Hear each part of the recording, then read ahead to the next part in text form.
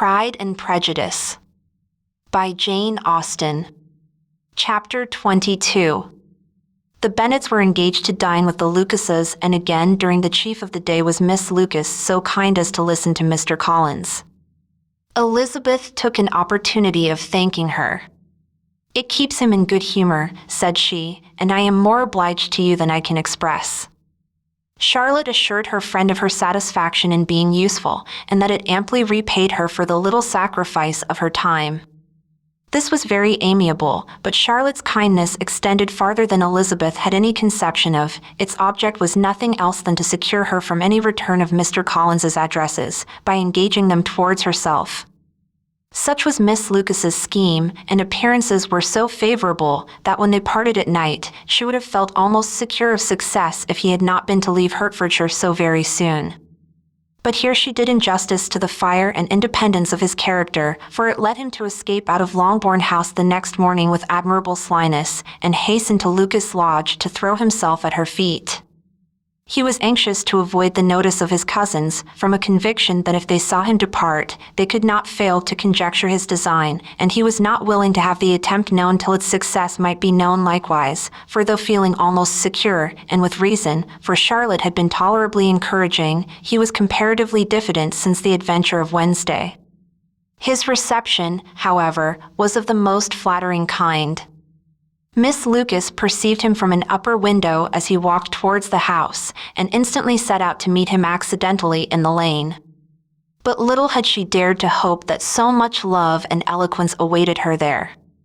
In as short a time as Mr. Collins's long speeches would allow, everything was settled between them to the satisfaction of both, and as they entered the house he earnestly entreated her to name the day that was to make him the happiest of men, and though such a solicitation must be waived for the present, the lady felt no inclination to trifle with his happiness.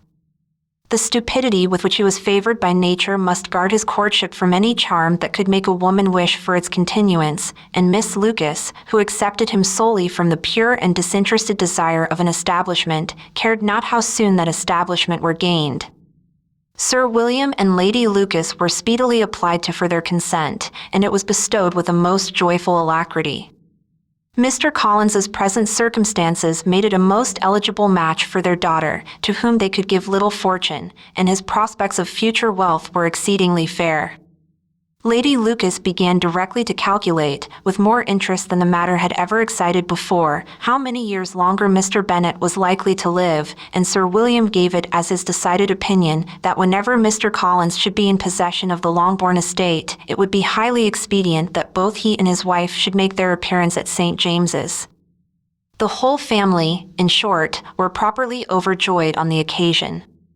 The younger girls formed hopes of coming out a year or two sooner than they might otherwise have done, and the boys were relieved from their apprehension of Charlotte's dying an old maid. Charlotte herself was tolerably composed. She had gained her point, and had time to consider of it. Her reflections were in general satisfactory.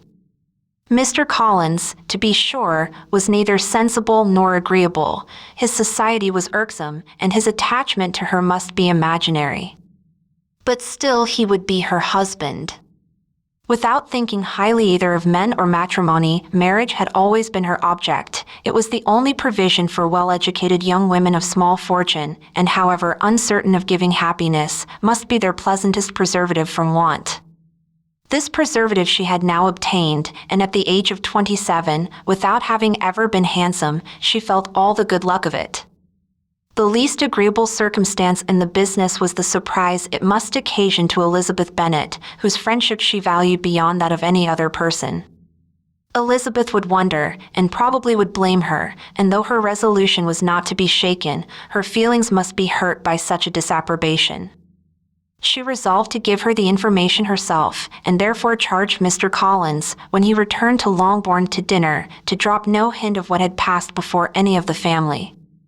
A promise of secrecy was of course very dutifully given, but it could not be kept without difficulty, for the curiosity excited by his long absence burst forth in such very direct questions on his return as required some ingenuity to evade, and he was at the same time exercising great self-denial, for he was longing to publish his prosperous love.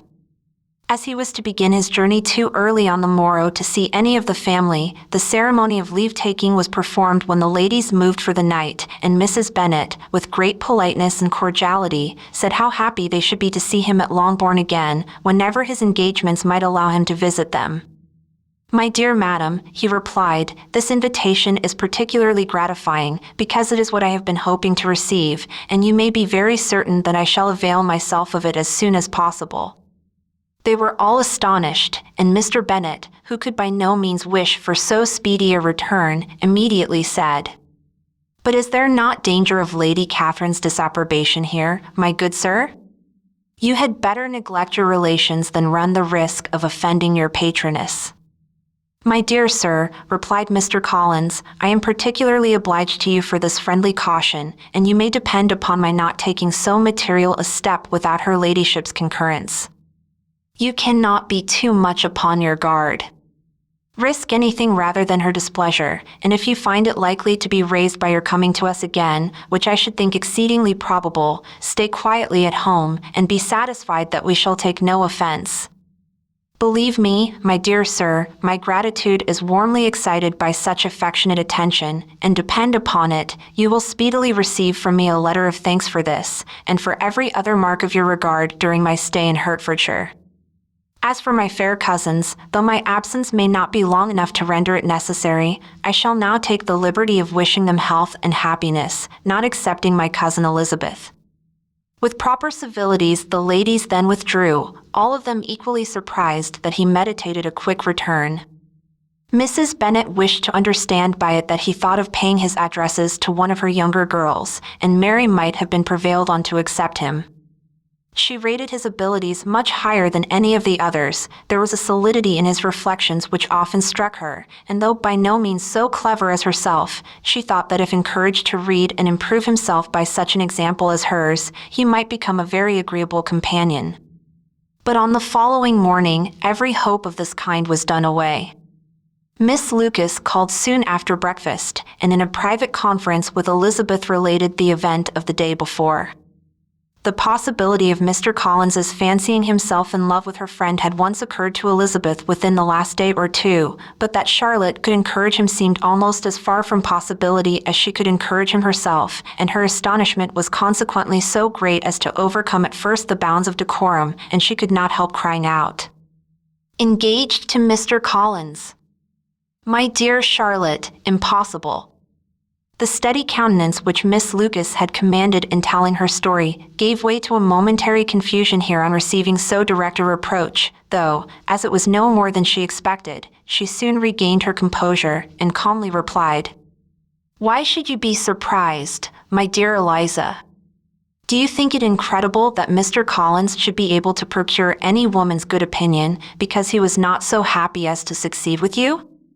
But Elizabeth had now recollected herself, and making a strong effort for it, was able to assure with tolerable firmness that the prospect of their relationship was highly grateful to her, and that she wished her all imaginable happiness. "I see what you are feeling," replied Charlotte. "You must be surprised, very much surprised, so lately as Mr. Collins was wishing to marry you. But when you have had time to think it over, I hope you will be satisfied with what I have done. I am not romantic, you know, I never was.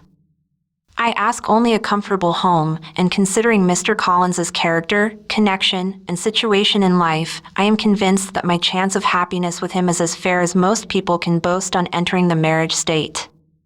Elizabeth quietly answered undoubtedly, and after an awkward pause, they returned to the rest of the family.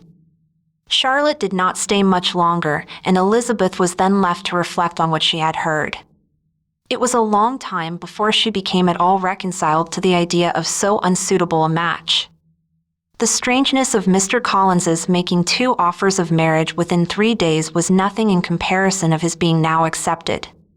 She had always felt that Charlotte's opinion of matrimony was not exactly like her own, but she had not supposed it to be possible that, when called into action, she would have sacrificed every better feeling to worldly advantage. Charlotte, the wife of Mr. Collins, was a most humiliating picture. And to the pang of a friend disgracing herself and sunk in her esteem was added the distressing conviction that it was impossible for that friend to be tolerably happy in the lot she had chosen.